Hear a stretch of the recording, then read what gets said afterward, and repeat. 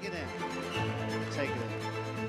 So Tedashii is known. He's a musician. He's an artist. He's a rapper.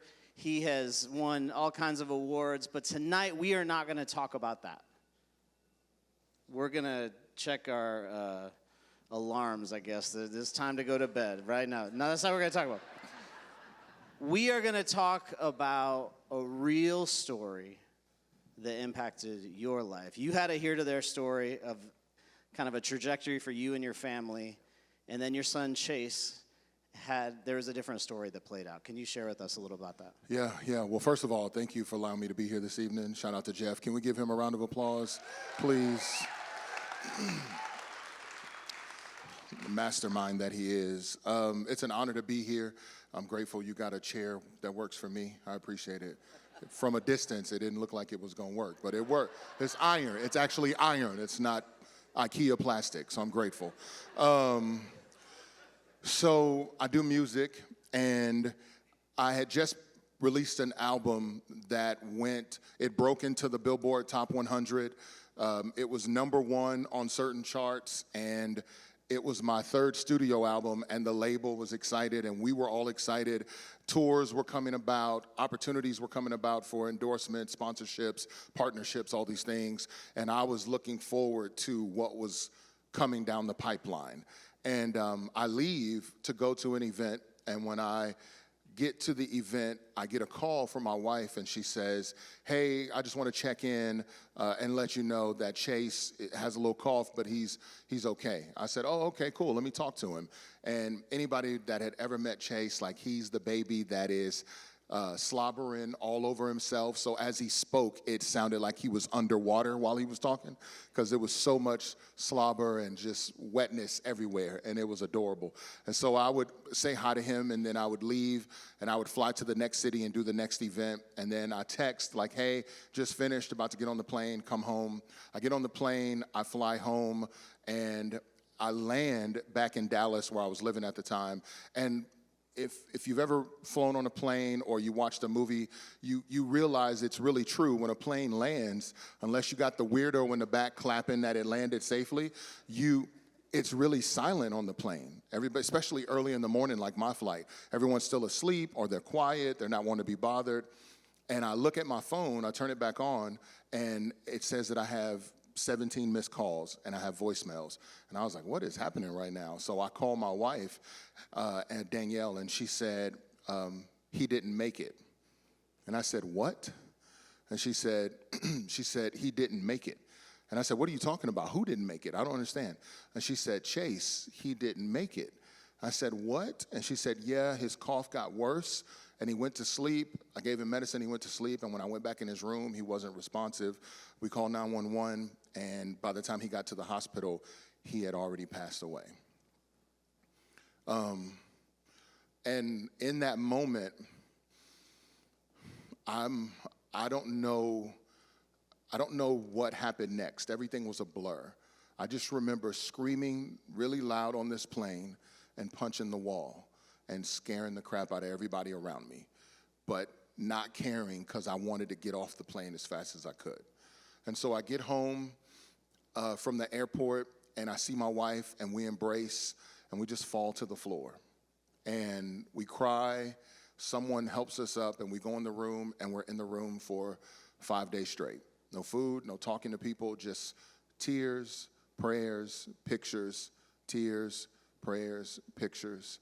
And it really was the worst day of my life. I've had so many people say, "Oh my God, man, I couldn't imagine." And I go, "You're right." Like, you can't.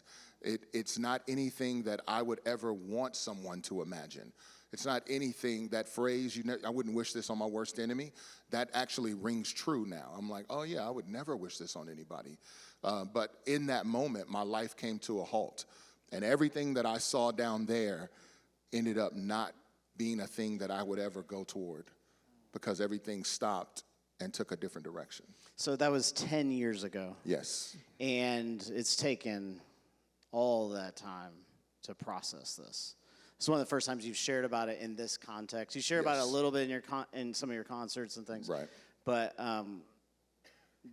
you're entering a new season of sharing this and thinking about, in the midst of this real low moment in your life, what could I do with this for others, right? And so Tedashii got to be in one of our groups called Foundations, and I put him through the ringer for 2 days, which is great. Did. Like, yes, people were nice, they're feeling sad, you know, I'm just kidding. And we worked on this vision that he had, and can you share with us a little about the vision? Yeah. So after a long journey of prayer and therapy and talks with family and friends, I got to a place healthy enough to be able to say this out of my mouth. Like, it took years for me to be able to actually articulate my son passed away. Like, I didn't know how to say that publicly. But moving forward, I got to the point to where I could say it, and then I got to the point to where I realized I actually got excited when people talked about Chase. That Chase is my son. I tell everybody, anyone who's ever lost a loved one, if you lose a parent, you don't go, well, I never had a father. You just go, my father's passed on. But with children, we tend to just say, yeah, there's my baby. We tend to say with kids like, oh yeah, well, I used to have a child. And I go, no, I'm the proud father of 4 boys, 3 with me here and 1 safe with God in heaven. Like, that's how I feel. That's what I know. And so after being able to say all of that out loud, I thought, what could I do publicly to honor Chase in his life that he cannot live for himself? And what can I do for some other child or some other family that's going through what I'm going through and love them the way that I would love my own son? And so as a result of that, after prayer and fasting and whatever else, I just was like, you know what? I need to do something. And honestly, throughout the 10 years, I was like, somebody else is going to do this. Like, somebody else is going to do this thing that's supposed to happen for people. But it never happened. And so after this burden wouldn't go away, I decided to start a nonprofit organization in honor of Chase called the Chase Foundation. And the goal of that is for us to be a present help for future hope. We want to love people well who have gone through this, because I believe, honestly, even though hope isn't always present, people can be. It's crazy that some of the lowest moments in our lives create the greatest purpose for our future, right? And so what does this logistically look like? Like, you have a foundation, there's a dream, but talk about the next step. Yeah, so the next step for us is we want to serve the parents of those who have lost children. There's a word, viloma is the word. There's no word that you know about. Like, if you lose a spouse, then you're a widower. If you lose a parent, then some people might say you're an orphan. But there's no word for the people who lose children. Until my wife found this word, Vilmoa, that is like, oh, this is a Latin word that talks about that very experience. And so I want to serve that community and love them in a way that they would love their own child if they were here, by offering an opportunity to a retreat to help bring hope, healing, and health to their experience in the midst of pain. So this is a retreat that would be for parents of children that have lost their children in some way, a child in some way. You'll bring them together for a weekend, a few days. Right. There'll be a therapist. There'll be some fun things. There'll Yes. be, amazing food. There'll be this incredible experience, because no one can understand what they have gone through. Right. No one understands. Right. I don't understand what you have been Right. through. Right. Right. So tonight, I want to fund the first retreat. So hang on, not just me. I want us to fund the first retreat. So we did some that day at Foundations. How much is it going to cost? To do the retreat properly with providing a very white-gloved, curated experience for these people, it was going to be 10 grand. 10 grand. Yeah. And we already have a house that has been donated. Yes. Yep. So it might be a little bit less than that. Right. That helped mitigate some of the costs, for sure. But I think we can do that with the people in the room right now. So here's what we're going to do. We're going to put this thing up on the up here, right? We already got about $600 donated. So all you have to do is scan this QR code. And if everyone in the room gives 5, 10, 15 bucks, there'll be some people that I know you people, you can give more than $10. I know those people. They can give $100 or $500 or someone could do it. And in real time, we're going to fund this first retreat because I don't know the experience that Tedashii and Danielle had to go through. But I do know that they can create a really safe space for others. So all you have to do is scan that code real quick, and as you give, we're going to give time for this to happen.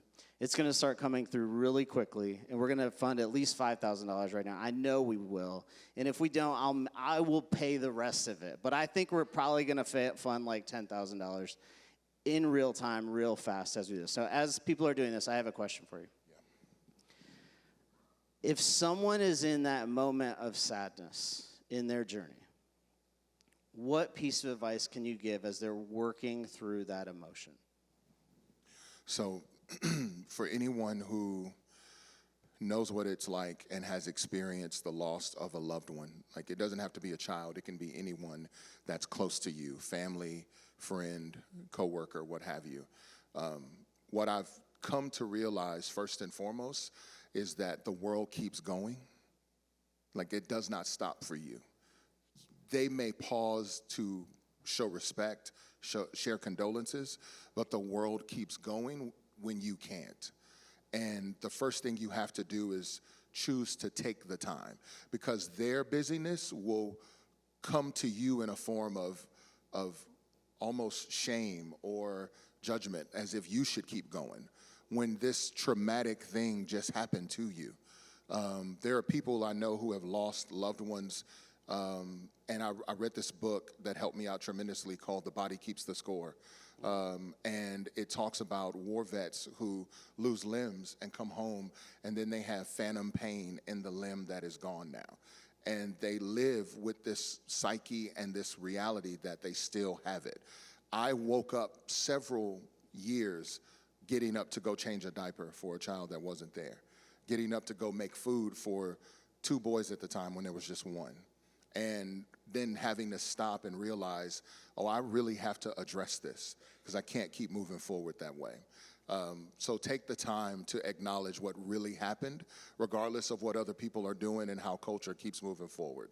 And the very next thing that I would do, that I would encourage you, honestly, is to take the time to find constructive ways to express what you feel. In these moments, we have the option to either be constructive or destructive. For me, early on, I ended up choosing a destructive route. Not to get too technical, but your brain has several parts to it. The frontal lobe is where you're able to process and formulate coherent thoughts.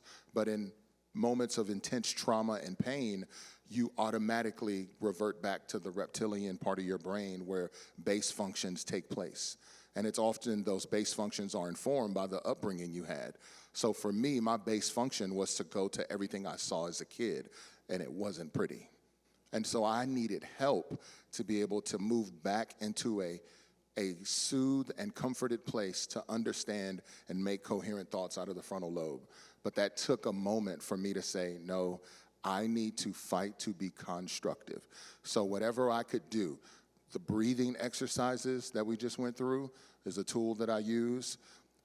Sitting still, meditating, tapping my leg to center my nervous system so I can calm my body down.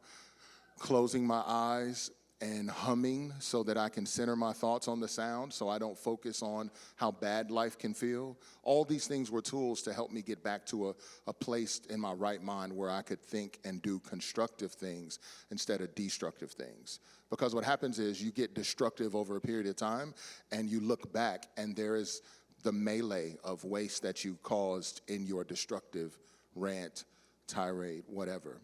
And it affects the people around you tremendously. Well, we started this conversation with a hard story. And I think this fall you're going to be doing the first retreat based on the numbers I see, right?